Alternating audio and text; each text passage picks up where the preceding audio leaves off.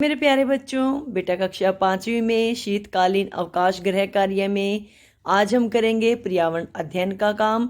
इससे पहले बेटा आप लोगों ने 3 जनवरी का कार्य पूरा कर लिया है, 6 जनवरी का भी कार्य पूरा कर लिया है।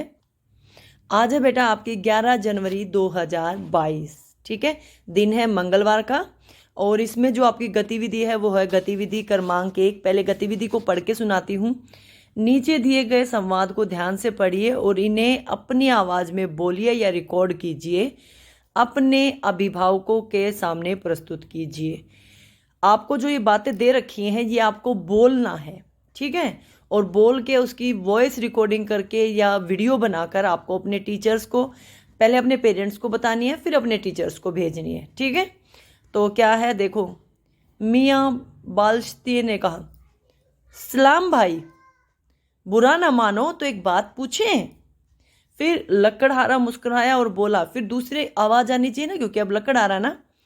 बिल्कुल बिल्कुल, जो तुम चाहते हो वो पूछो, ठीक है। एक भाषा मतलब एक तो ये होगी, इसी को बार बार अलग अलग तरीके से बोलने का प्रयास करना है। लकड़हारा मुस्कुराया और बोला थोड़ा सा मुस्कुराहट के साथ, बिल्कुल बिल्कुल, जो चाहते हो वो पूछो, ठीक है। ऐसे ही मियाँ बाल्स्ती ने क्या कहा था, सलाम भाई। जैसे भाई को सलाम करते ना, वैसे हाथों से इशारा करते हुए, बुरा ना माने तो एक बात पूछें। तो इस तरह से आपको ये आवाज़ रिकॉर्ड करके या वीडियो बनाकर भेजनी है। आवाज़ में, दोनों आवाज़ में बदलाव होना चाहिए, जैसे मैंने दिखाया ना अभी आपको बोलकर दोनों लाइनें, इस तरह से। अच्छा, इसी गतिविधि में फिर आगे आपके 2 प्रश्न, उसी से ठंडा उसी से गर्म, इस अध्याय को पढ़िए और इस अध्याय का एक नया नाम सुझाइए। अगर आप लोगों को याद हो तो जब हमने ये वर्कशीट की थी, उसी से गर्म उसी से ठंडा, तो इसमें हमने किस चीज़ की बात की थी? इसमें बेटा वायु की, हवा की बात की थी। जैसे किसी चीज़ को आग जलानी हो तो फूंक मार के जलाते ना, और ऐसे ही किसी चीज़ को, चाय वगैरह को ठंडा करते हो तो फूंक मार के करते हैं। तो देखो, उसी चीज़ से हम गर्म कर रहे हैं, उसी चीज़ से हम ठंडा कर रहे हैं, है कि नहीं बात है। अब जैसे एक बर्फ़ का भी उदाहरण देना चाहूँगी। जैसे बहुत ज़्यादा ठंडी बर्फ़ होती है तो वो ठंडी लगती है, लेकिन अगर उसी बर्फ़ से हम अपने शरीर पे दर्द पे सिकाई करें तो वो हिस्सा गर्म हो जाता है, ठीक है। तो ये भी एक इस तरह का उदाहरण है। तो आपको इस पाठखान नया नाम बताना है, तो आप कुछ भी बता सकते हो। ये कोई ज़रूरी नहीं कि जो मैं बताऊंगी वही बताओ, क्योंकि आप पढ़ो पूरे पाठ को और फिर नया नाम दे दो। वायु के प्रकार हो सकता है इसका नया नाम, उसी से गर्म उसी से ठंडा, किससे गर्म किससे ठंडा, क्या गर्म करेगा वो ठंडा करेगा, कुछ मतलब नाम देना है, कि नाम दे देना। मैं नाम दे दूंगी हवा के प्रकार, या बदलती हवा, बदलती हवा, ठीक है। या ठंडी हवा गर्म हवा, चलो ये भी ठीक है, ठंडी हवा, क्योंकि जिस चीज़ को किसी चीज़ में ठंडी हवा का इस्तेमाल कर रहे हैं, किसी चीज़ में गर्म हवा का इस्तेमाल कर रहे हैं। साथ साथ दूसरा प्रश्न पढ़ना चाहूँगी। हम सब कार्यों में हवा का प्रयोग करते हैं, एक से ऐसे अधिक से अधिक कार्यों की सूची बनाएं जिनमें हम हवा का प्रयोग करते हैं। मतलब देखो, हवा का कहाँ इस्तेमाल होता है, गर्मी लगे तो हवा करते हैं, है कि नहीं है।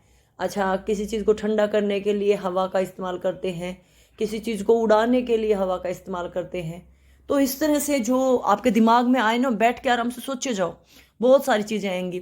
कपड़े सुखाने के लिए धूप के साथ साथ हवा का भी ज़रूरी है कि नहीं है, बताओ।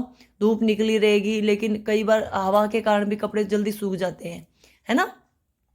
तो इस तरह, और जैसे गाड़ी के टायर होते हैं, साइकिल के, इन सब में क्या भरी होती है, हवा भरी होती है कि नहीं है। और जो हम सांस के द्वारा लेके जाते हैं ये भी हवा ही है, जिसका नाम गैस का ऑक्सीजन है, लेकिन एक प्रकार की हवा है वो भी। तो कितने सारे इस्तेमाल हैं, तो इनके बारे में आपको एक सूची बनानी है, मतलब इन को आपको लिख के बताना है, ठीक है। देखो बच्चों, मैंने दोनों को कर दिया है। पहला प्रश्न का है ठंडी हवा और गर्म हवा, यही मैंने आप लोगों को बताया था।